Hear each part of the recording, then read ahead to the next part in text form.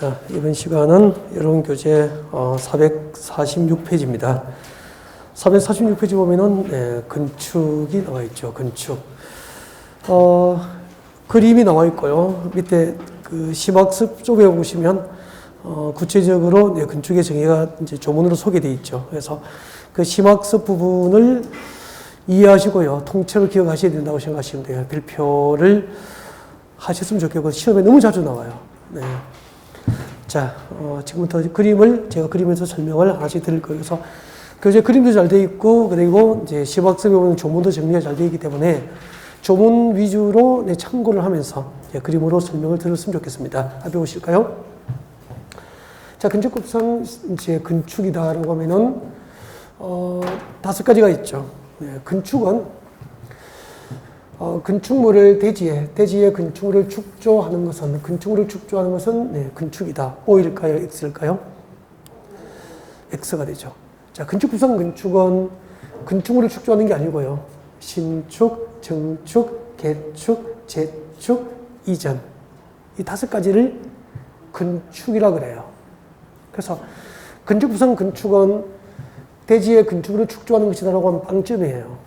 점수를 1점을 줄 수도 없다고.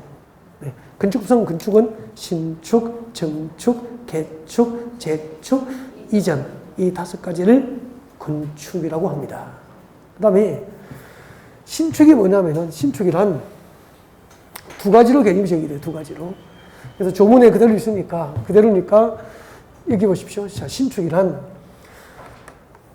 새로 건축물을 축조하는 것이다라고 하면 틀려버려요.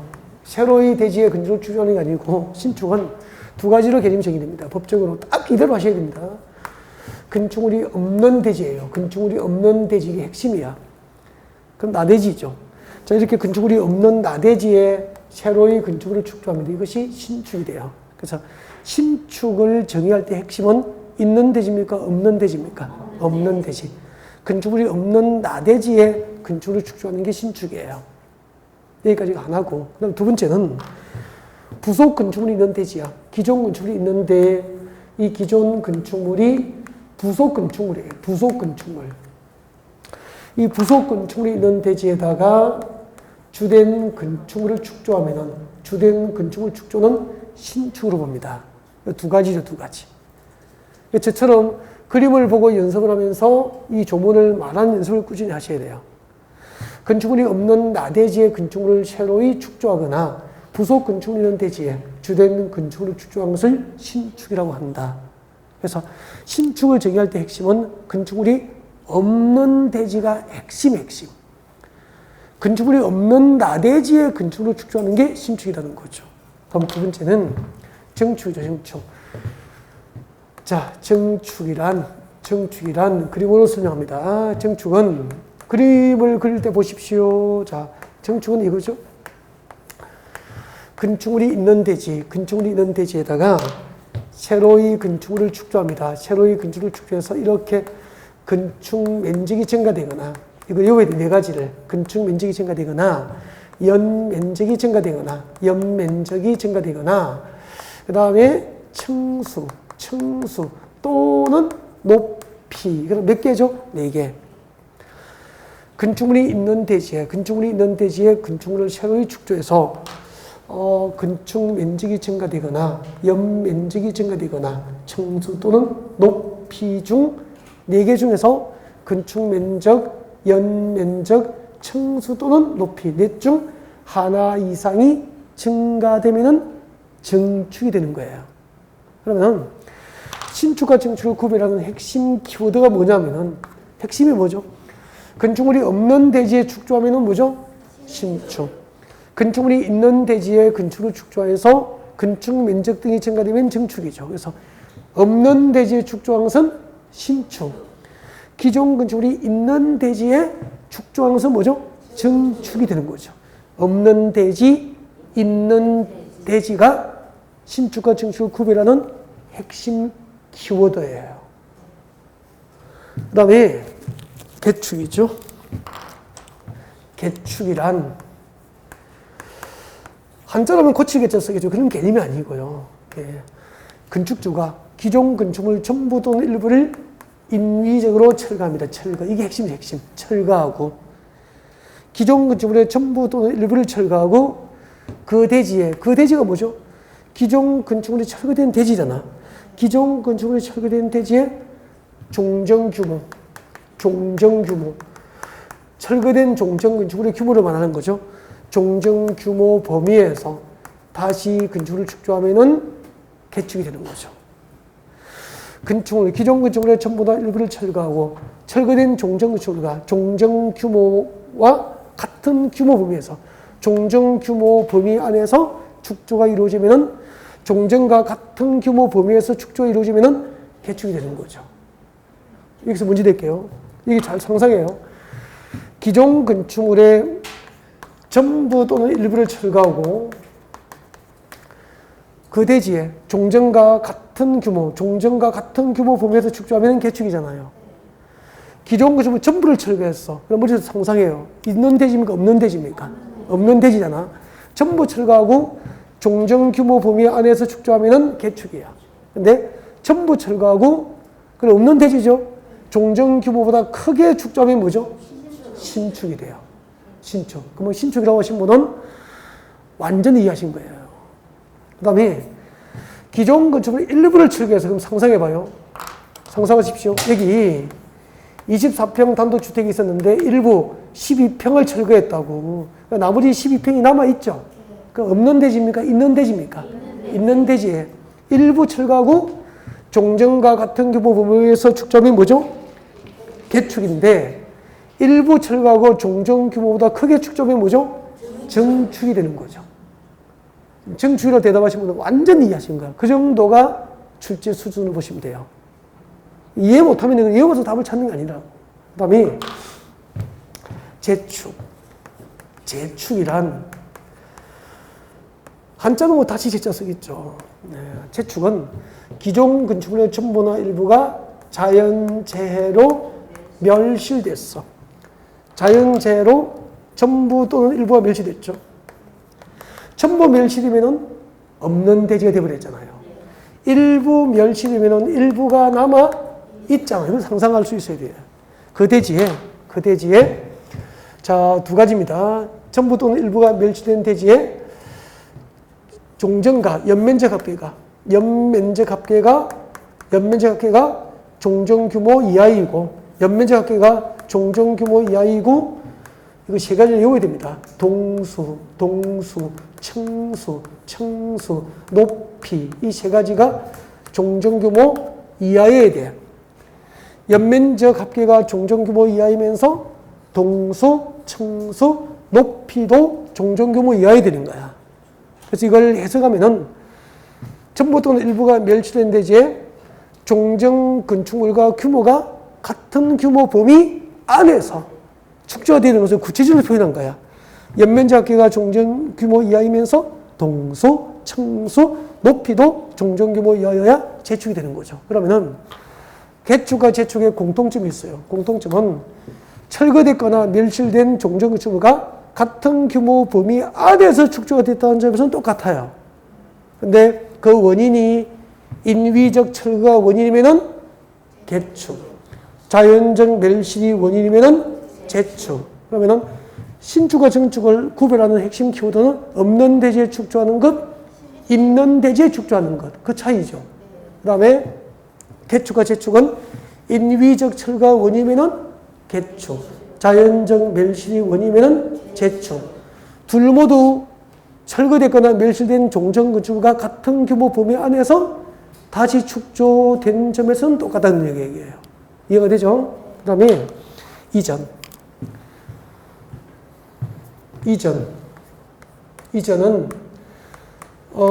그림을 살짝 보세요. 정확히 그림을 보시면 돼요. 이 건축물의 주요 구조물을 해체하지 않고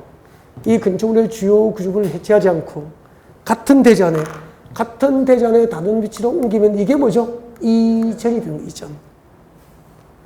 이 건축물의 주요 구조물을 해체하지 아니하고 같은 대지 안에 다른 위치로 옮기면 이전. 요즘에는 그 이동식 목조주택이 나오죠. 이동식 목조주택은 이제 이동식이니까 글자 그대로 이제 건축물의 주요 구조를 해체하지 않더라도 같은 대지 안에서 다른 위치로 이렇게 옮길 수 있죠. 네, 이것을 이전이다라고 하는 거예요. 네, 근데 여기서 이제 문제 됩니다. 여기 집중해 주세요. 자, 여러분, 이 건축물의 주요 구조를 해체하지 않고 건축물이 없는 다른 대지로 옮겼어. 그럼 뭐죠? 신축. 금방 신축이라고 하신 분은 박수 받으셔야 돼요, 진짜. 너무 잘하십니다. 그 정도가 난이도라고 보시면 돼요. 다시 합니다. 이 건축물의 주요 구조를 해체하지 않고 건축물이 없는 다른 대지라고 제가 말씀드렸죠? 이 건축물이 없잖아. 이 건축물이 없는 다른 대지로 이렇게 옮겼다고. 없는 대지에 새로이 건축물을 축적하면 뭐죠? 신축이 되죠. 이 상상할 수 있어야 됩니까? 다시. 이 건축물의 주요 구조를 해체하지 않고 건축물이 있는 다른 대지로 옮겼어. 그럼 뭐죠? 건축물이 있다니까. 여기 잠깐만요. 여기 건축물이 있다고. 이 건축물의 주요 구조를 해체하지 않고 건축물이 있는 다른 대지로 옮기면 뭐죠? 정축이죠. 정축이 되는 거예요. 그러니까 이걸 글자로 외우면 안 되고 항상 설명을 듣고 이해하고 상상을 할 수 있어야 돼요. 없는 대지는 빈 공간, 나대지를 상상할 수 있어야 되고 있는 대지는 기존 건물이 있는 그림을 상상할 수 있어야 되는, 그래야 응용된 문제를 맞출 수 있단 말이에요. 그렇지 않고 교재 글자 외우시면 이런 답을 찾을 수가 없다고. 이해가 됐죠? 그래서 교재에 그려둔 그림을 보는 것보다 그림에서 설명할 때 보는 게 훨씬 효과적이고, 그죠? 그 조문을 10번 외우는 것보다 한 번 설명 듣고 이해하는 게 훨씬 시험에 효과적이라는, 이것을 반복하셔야 돼요. 자, 지금까지 건축이었습니다. 그 다음에 오른쪽으로 옵니다. 447페이지. 447페이지 대수선. 대수선은 암기라고 적었어요. 외워야 돼요. 아까 첫 시간에 제가 말씀드렸었죠. 여러분, 대수선 할 때 대자는 무슨 대자 쓰죠? 큰 대자예요. 건축물을 크게 수선하면 건축법 적용을 하겠다는 거예요. 건축법 적용을 받으니까 이제 대수선 행위는 허가를 받거나 신고해야 되는 거죠. 그러면은 거기 동그라미 1번 박스안에 1번부터 8번까지 나와 있죠.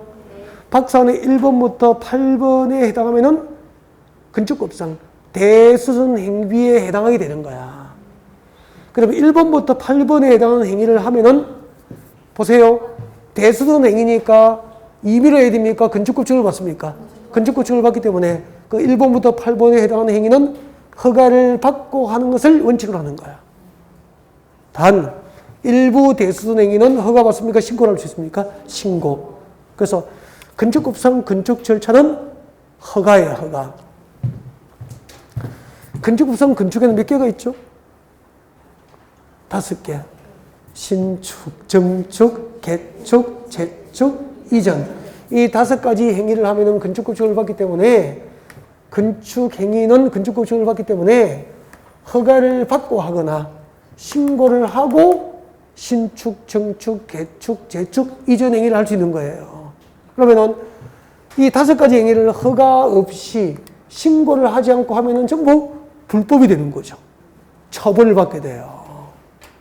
그리고 허가받지 않고 건축한 건축물은 철거 해체 명령을 합니다. 건축물을 해체하라고 명령하게 돼요. 그러면 건축 비용을 다 날리게 되고 나중에 형사처벌까지 받게 된단 말이에요. 그래서 이 5가지 행위는 마음대로 해야 됩니까? 허가를 받거나 신고해야 됩니까? 허가받거나 신고해야 되는 거예요. 그래서 허가를 받거나 신고하고 해야 될 건축 행위는 몇 개가 있죠? 5개. 그 다음에 허가를 받거나 신고하고 할 수 있는 대수선 행위는 몇 개가 있죠? 8개. 그 1번부터 8번에 해당하는 행위는 대수선 행위니까 내 건물이어도 마음대로 못하고 허가를 받거나 신고하고 해야 되는 거야. 그러면은 어느 정도 크게 수선해야 대수선인지 객관적이 되니까 그 범위를 8가지로 법으로 규정하고 있다 이 말이에요. 동그라미 1번부터 8번에 해당하는 행위는 무슨 행위죠? 건축행위입니까? 대수선행위입니까? 대수선행위. 그 대수선행위는 원칙적으로 허가를 받아야 되는 거야. 허가를 받지 않으면은 건축물을 크게 수선하는 행위를 내 건물이지만 할 수 있다 없다? 없도록 규제를 하는 거죠. 왜요? 안전확보거든. 우리 그 상가 같은 거 수선하다가 수리하다가 보면 집 수리하다가 건물이 무너져서 이거 임무 뭐 이런 공사 하시는 분들이 희생되고 하는 거 보셨죠? 그런 걸 막기 위해서 이렇게 안전을 위해서 만든 법이라고. 그러면 결국 사회의 안전도 국회에서 법을 만들어서 확보하는 거죠, 이제. 국민은 그걸 지켜줘야 되는 거고. 그럼 대수선. 어느 정도 크게 순회 대수선이니까 몇 가지만 설명할 거예요. 이거 다 할 필요는 없죠, 지금은. 원리만 가르쳐 드리면 되니까. 1번 같이 봅니다. 내력벽 동그라미. 비내력벽입니까? 내력벽입니까? 내력벽. 그러니까 내력벽은 칸막이 벽입니까? 콘크리트 벽입니까? 콘크리트 구조로 된 벽이에요. 이런 단단한 내력벽을 출것죠? 증설 또는 해체하거나 나디에 끊어주세요. 나디에 탁 끊으세요. 나디에 탁 끊으세요. 거기까지가 대수선이야. 그러니까 내력벽을 증설하고 해체하는 행위는 건축법상 대수선 행위가 된다 이 말이야. 그 다음에 그 뒤에 봐요. 내력벽의 벽 면적을 줄것죠? 30제곱미터 이상 수선하고 변경하는 행위도 무슨 행위죠? 대수선 행위가 되는 거야. 문제 내겠습니다. 시험 문제 냅니다. 내력벽의 벽 면적 20제곱미터를 해체하는 것은 대수선이다. OX? O죠. 아니 내력벽을 증설하고 해체하면 대수선이잖아. 그럼 20제곱미터를 해체해도 대수선 맞잖아. 단 내력벽의 벽 면적을 30제곱미터 이상 수선 변경해도 대수선이니까 수선하고 변경할 때는 반드시 얼마? 30제곱미터 이상. 30제곱미터 이상을 수선 변경해 대수선이고 증설 해체는 뒤에 35하고 관계가 있어 없어? 없으니까 나 뒤에 제가 끊으라고 한 거야. 이렇게 탁 끊어준 거야. 끊어준. 거기까지 한 문장이라고. 아니 잠깐만. A 이거나 B 하면은 그죠? A도 대수선, B도 대수선이니까 문장이 두 개란 말이에요. 두 개. 그럼 증설 해체는 뒤에 30제곱미터하고는 관계가 있어 없어? 관계 없는 거잖아. 그러니까 내력벽을 증설하고 해체만 하면 무조건 대수선이야. 단 내력벽을 수선 변경할 때는 면적이 얼마? 30제곱미터 이상을 수선 변경해 대수선이다 이 말이야. 이해가 됐죠? 국어잖아, 국어. 그러니까 여러분 대충 보니까 자꾸 머릿속에 숫자만 자꾸 외우니까 틀리잖아. 책 다 외우고 답은 떡하니 틀리고 나오고 울고 앉아있으면 안 되잖아. 그죠? 네. 그래서 그 밑에 봐요. 이제 실수하시면 안 돼. 기둥을 증설하고 해체하거나 나 뒤에 끊어요. 그럼 기둥을 증설 해체하면 뭐죠? 대수선이고 기둥을 3개 이상 수선 변경하면 대수선인 거야. 그러면 수선 변경은 반드시 몇 개 이상? 3개 이상. 증설 해체는 개수하고 상관이 없다 이 말이야. 그 다음에 기둥을 1개 해체하면 대수선이다. 5 믿겠습니까? 5 그렇게 되는 거야. 이해가 되죠? 아셨죠? 그것만 이제 틀리지 않으면은 그 밑에는 여러분이 암기하시면 돼 이제. 차츰 여러분이 암기해가면 돼. 설명할 필요 없어. 더 이상 뭐 여기까지 하시면 돼 제가. 여기까지. 그 다음에 진짜 넘깁니다. 넘겨서 지금까지 우리는 건축법 적용 행위, 건축행위, 대수선 행위를 배웠죠? 용도 변경이 교재 편집이 뒤쪽에 있더라고요. 그래서 477페이지 와요. 477. 477페이지입니다. 477. 오셨습니까? 네. 건축법 적용 행위, 용도 변경행위입니다. 건축법 적용 행위, 용도 변경행위. 거기 한번 들어볼까요? 지금 우리 4층은 학원이죠. 이 건축의 용도는 공동주택입니까? 교육연구시설입니까? 교육연구시설 용도로 허가를 받은 거예요. 이거는. 4층은 교육연구시설로 용도를 허가받은 거예요. 근데 우리 그 원장님이 이제 돈을 많이 벌어가지고 옆에 이제 빌딩을 사서 학원이 이전한 거예요. 4층은 임대가 나오겠죠. 제가 임차를 합니다. 임차를 해서 나이트클럽을 할 거예요. 나이트클럽은 건축법상 용도가 위락시설이에요. 위락시설이라고. 그러면은 교육연구시설을 학원, 교육연구시설, 위락시설 용도를 바꾸려면은 마음대로 임차인이 할 수 있을까?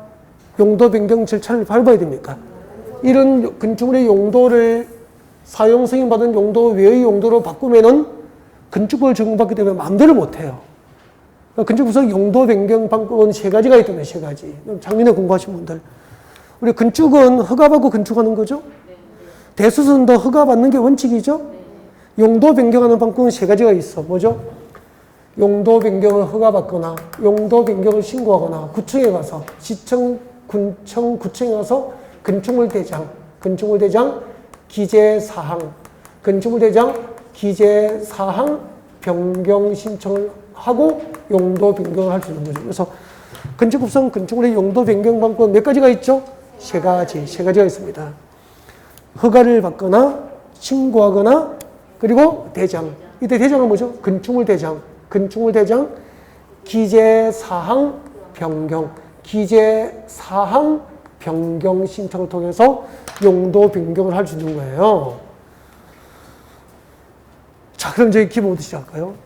그럼 건축법 적용을 받는 행위는 세 가지가 있죠. 건축행위, 대수선행위, 용도 변경 행위. 첫 시간에 배웠잖아. 자, 용도 변경은 세 가지 방법을 하는데, 이제부터 보십시오. 우리 건축법상 건축물의 종류를 용도별로 건축물의 종류를 나누면은 용도 분류라 그래. 땅은 주거 용도, 상업 용도, 공업 용도, 녹지 용도로 땅의 종류를 구분하잖아요.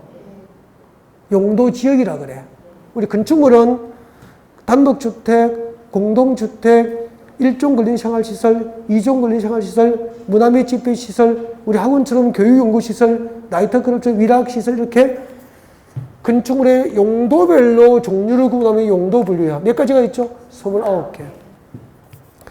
땅은 용도별로 종류가 몇 개가 있죠? 도시적 안에 용도지역이 세분되면 모두 몇 개가 있죠? 16개. 도시적 밖에 5개. 그래서 땅은 용도별 종류가 몇 가지죠? 21개의 용도지역으로 나누지잖아요. 국토교과서 배웠죠? 저하고. 그 다음에 건축법상 건축물의 용도 분류는 29개인데 그 29개의 용도 분류된 것을 위험한 정도가 같은 것끼리 분류합니다. 위험 정도가 같은 용도끼리 묶어주면은 시설군이라 그래, 시설군. 시설군은 몇 개가 있죠? 9개 시설군이 있는 거죠. 그래서, 자, 밑에 봅니다. 477페이지 봅니다. 2번. 477페이지 2번 박스비에 보면 제목이 용도별 건축물의 종류가 나와 있죠. 그 뒤에다가 쓰세요. 가로 열고, 용도 분류라고 적고 몇 개가 있죠? 29개. 단독주택 용도부터 시작해서 책자 넘겨보세요. 29번이 뭐죠? 29번. 나영장 시설까지 건축법상 건축의 용도별 종류는 몇 개? 29개. 땅은 종류가 몇 가지가 있죠? 21개. 건축물의 종류는, 건축법상 건축물의 종류는 용도별로 몇 개? 29개. 그 다음에 그 29개 용도 분류된 것을 위험한 정도가 같은 용도끼리 묶어줍니다. 그러면 뭐라고 하죠? 시설군이라 그래. 시설군은 몇 개로 분류되죠? 9개. 어디에 있냐면은 여러분 교재 486페이지 오세요. 486페이지 오세요. 486페이지 오면 3번 나와 있죠? 시설군 별표. 시설군 몇 개가 있죠? 9개. 어떻게 분류한다고요? 위험 정도가 같은 용도끼리 묶어준 것을 시설군이라 그래. 시설군이 뭐죠? 위험 정도가 같은 용도를 묶은 거예요. 29개 용도 분류된 것을 위험 정도가 같은 용도를 묶은 것을 시설군이라 그래. 몇 개가 있죠? 9개. 교재 보세요. 9개 시설군이 있는데 첫 글자, 머리 글자 동그라미입니다. 자동차 관련 시설군 자, 산업 등 산, 전기통신 전. 그렇게 해서 8번까지 첫 글자 동그라미입니다. 자산 전문 영교 건주. 9번은 두 번째 글자 박해서 자산 전문 영교 건주 박 그렇게 옵니다. 건축법상 시설군 분류는 몇 가지로 되죠? 9개. 9개를 어떻게 오죠? 자산 전문 영교 근주밭. 자산 전문 영교 근주밭. 앞에 글자 동그라미 하면 되죠. 제일 마지막에 9번만 두 번째 글자 동그라미 해서 자산 전문 영교 근주밭. 그렇게 하고 설명 들어요. 자, 이렇게 9개 분류했는데 아까 이게 위험한 정도에 따라서 분류한다고 그랬잖아요. 시설군 분류가 위로 가면은 상위군으로 분류되면은 위험해요. 고위험. 아주 위험한 용도에 해당하는 건축물이야. 그런 뜻이라고 이게. 그 다음에 시설군 분류가 상위군에서 하위 시설군으로 내려가면은 저위험, 덜 위험한 용도에 해당하는 거예요. 알겠죠? 이렇게 건축물의 용도별로 위험한 정도에 따라서 시설군을 9가지로 분류하고 있고 상위군으로 올라가면 올라갈수록 위험한 용도, 고위험. 하위 시설군으로 내려가면 내려갈수록 덜 위험한 용도, 저위험이 되는 거야. 그러면은 여러분 잠깐만 판매시설 백화점이에요. 백화점 판매시설 영업시설군이죠? 근데 이 백화점 하다가 창고 시설로 용도를 바꾸면은 시설군이 올라갑니까? 내려갑니까? 올라가잖아. 올라가면은 덜 위험합니까? 위험한 용도입니까? 위험한 용도를 바꾸니까 사람이 판매시설 백화점으로 사용하던 건물을 사용할 때보다 창고 용도를 사용하면은 요즘 물류 창고는 상당히 위험하죠. 컨베이어 시스템도 있고 그죠? 물류 차량이 오가고 지게차도 오가고 하니까 상당히 위험한 거야. 그래서 이렇게 위험한 용도로 바꿀 때는 상위군으로 용도 변경할 때 위험한 용도니까 허가를 받게 하는 거야.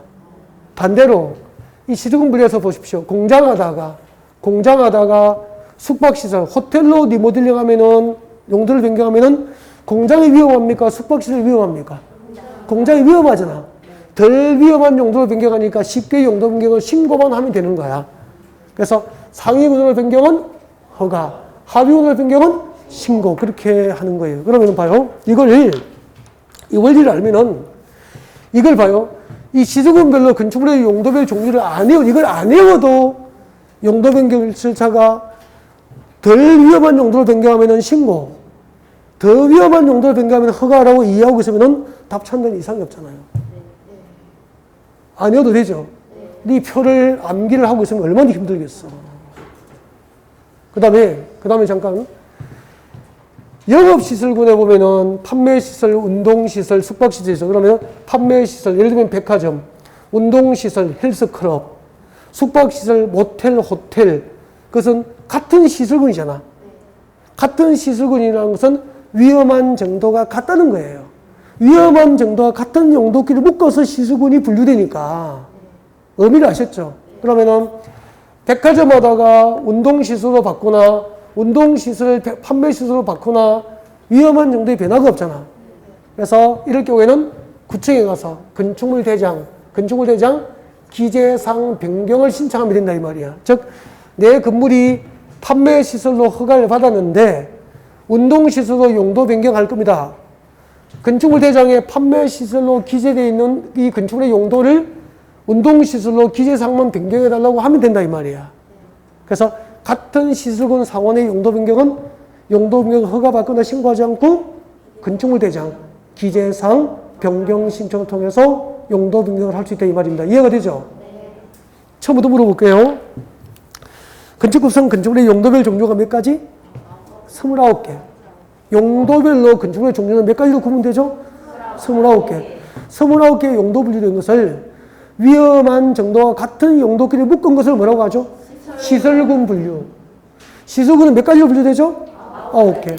9가지 시설군 분류해서 상위군으로 갈수록 위험한 용도, 하위 시설군으로 갈수록 덜 위험한 용도. 위험한 용도로 변경할 때는 절차가 허가, 덜 위험한 용도로 변경할 때는 신고. 근데 상식으로 구분해도 백화점하고 헬스클럽은 어느 쪽이 위험한지 구분이 안 되는 거야. 위험한 용도가 같다 이 말이라. 그래서 같은 시설군 상호간의 용도 변경은 건축물 대장 기재사항 변경 신청만 시청구청에서 하면은 용도 변경을 할 수 있다 이 말입니다. 알겠죠? 그러면은 평택에서 모텔 하면은 숙박시설이죠? 모텔 하다가 모텔 영업이 안 되니까 운동시설 헬스클럽으로 건물의 용도를 바꾸려면은 평택시청에 가서 건축물 대장에 내 건축물의 용도가 숙박시설로 기재되어 있는데 이걸 운동시설로 바꿀 테니까 운동시설로 기재사항을 변경해달라고 평택시청에 신청을 하고 용도 변경하는 거예요. 이해가 됐죠? 그래서 건축물의 용도 변경 방법 몇 가지죠? 3가지. 허가받거나 신고하거나 기재사항 변경 시를 통해서 용도 변경을 할 수 있다는 거예요. 그러니까 이게 가장 기본적인 원리를 기본 이론 시간에 알고 있어야 돼요. 이 원리에 나중에 외워야 될 걸 살짝 암기하면 된다 이 말이죠. 나중에 이제 문제 풀이 갈 때쯤 되면은 이게 나오는 게 정해져 있어요. 정해지는 게 2, 3, 4, 5, 2번, 3번, 5번 이 정도만 외워도 거의 답 찾아요. 이러고서 나중에 문제 풀이할 때 기술을 살짝 외우면 된다고. 일단 원리를 배우는 거죠. 그 다음에 487페이지입니다. 487페이지 오셔가지고 사용, 승인, 규정 등 준칙이 나와 있습니까? 네, 발표하시고요.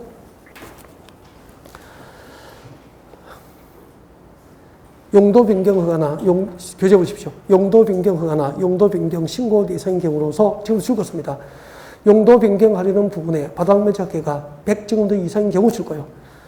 487페이지입니다. 제일 위에 용도 변경하려는 부분의 바닥 면적 합계가 100제곱미터 이상인 경우 줄 것이고, 자, 용도 변경할 때 바닥 면적 합계가 100제곱미터 이상이면은 사용 승인에 관하여 지금도 줄 거죠. 건축법 제22조 건축물의 사용 승인 규정을 준용합니다. 한마디로 용도 변경할 때 바닥 면적 합계가 100제곱미터 이상이면은 용도 변경에 관하여 사용 승인을 받아야 한다는 뜻이에요. 잠깐만요. 우리 학원은 용도가 뭐라고 그랬죠? 교육, 연구. 나이트클럽은 뭐죠? 위락시설이잖아. 제가 이 학원이 이제 건물 사서 옮겨가니까 제가 이거 4층을 얻어가지고 나이트클럽 하고 싶다 그랬죠? 위락시설도 용도 변경한단 말이야.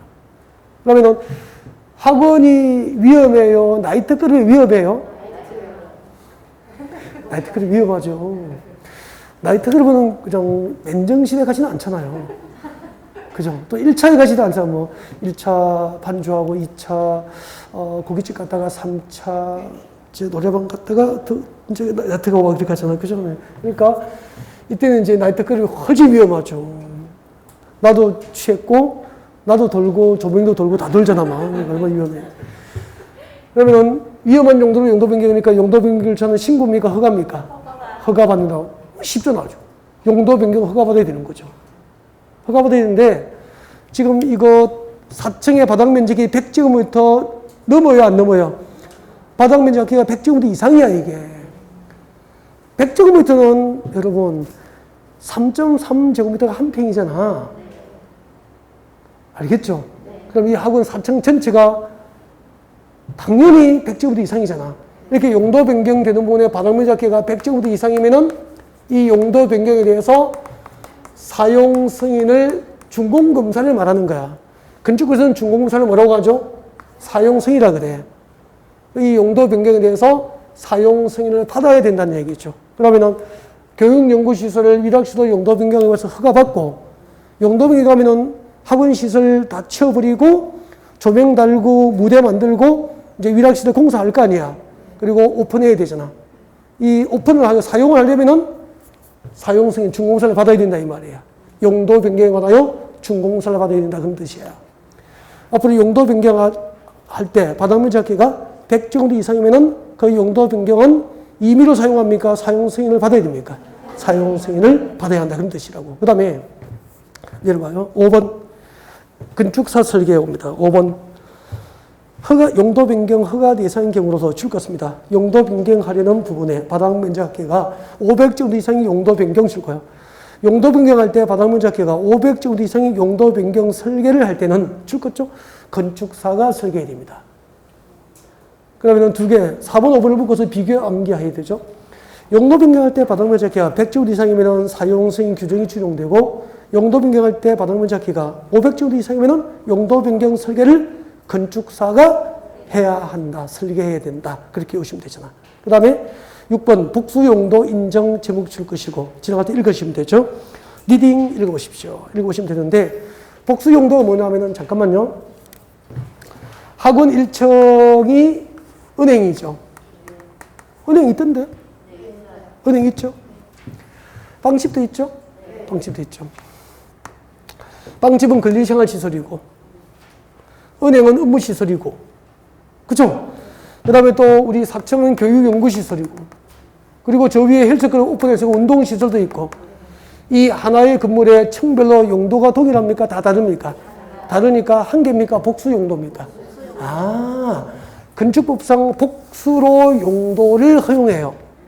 그래서 하나의 건물의 층별로 용도를 달리하여서 하나의 건물에 2개 이상의 용도가 허용되니까 2개 이상의 용도로 건축허가를 받을 수도 있고 건축 신고할 수도 있고 용도 변경 허가, 용도 변경 신고, 건축물 대장, 기재상 변경 신청을 모두 할 수 있다 이 말이에요. 그래서 이것을 통틀어서 건축법상 하나의 건축물에 대해서 복수 용도를 허용합니까? 제한합니까? 허용한다. 읽어볼까요? 줄 거죠. 건축주는 건축물의 용도를 복수동그라미, 복수가 뭐죠?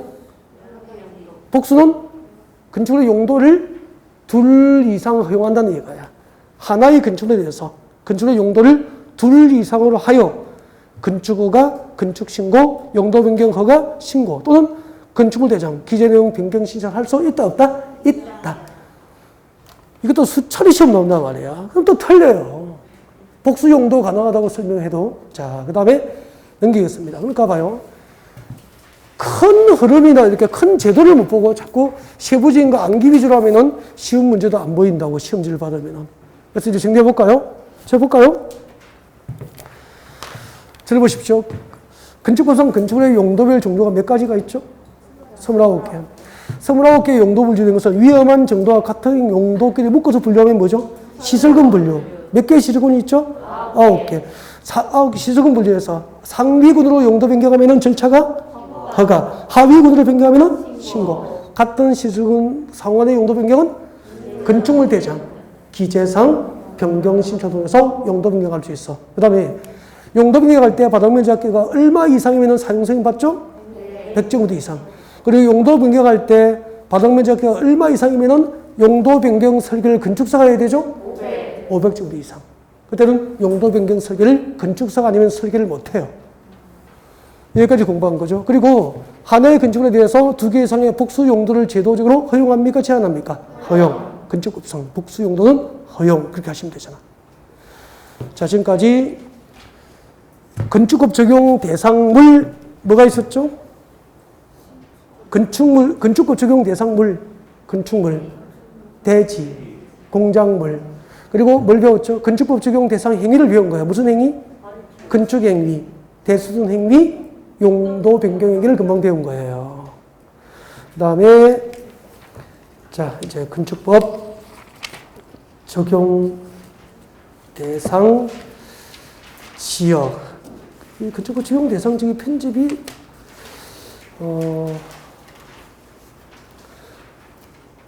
455페이지에 있어요. 455페이지. 455페이지 와요. 455페이지 오면은 건축법 적용을 받지 않는 건축물 나와 있습니까? 네. 건축법상 건축법 적용을 받지 않는 건축물. 박스 안에 몇 개 들어있죠? 5개. 읽어보셔야 됩니다. 건축법 적용을 받는 건축물을 배웠죠. 그리고 다음에 해당하는 건축물은 건축법 적용을 받지 않습니다. 예를 들면은 문화재보호법상 지정문화재나 임시지정문화재로 지정된 건축물은 건축법 적용을 받습니까? 적용받지 않습니까? 적용받지 않는다. 그 다음 철도나 궤도의 선로부지안에 있는 운전보안시설, 플랫폼 등은 철도법으로 관리하기 때문에 건축법 적용을 받지 않게 됩니다. 고속도로 통유 징수시설, 고속도로 표받는 곳 있죠? 건축법 적용을 받지 않습니다. 그 다음에 컨테이너를 이용한 간이창고도 건축법 적용을 받지 않게 되고요. 그리고 하천법상 하천구역 내 수문 조작실도 건축법 적용 대상에서 제외됩니다. 건축법 적용을 받지 않는 건축물 참고하시고요. 그 다음에 제시한 내용이에요. 456페이지. 456페이지 건축법 적용 대상 지역 나와 있습니까? 별표. 그 그림 보면은 어렵죠? 그래서 자, 건축법이 전부 적용되는 건축물이 있습니다. 건축법이 전부 적용되는 지역이죠, 지역. 자, 건축법이 전부 적용되는 지역. 지금도 줄 거야 됩니다. 동그라미 1번 도시지역이 줄 거예요. 그리고 도시적 밖에 지구 단위 계획구역 미칠 거예요. 동 또는 읍 지역 미칠 거예요. 그리고 가로 안에 섬은 인구 500인 이상의 경우 미칠 거예요. 그렇게 해서 고개를 듭니다. 고개 드시고, 자, 건축법이 전부 적용되는 지역이었죠. 고개 드세요.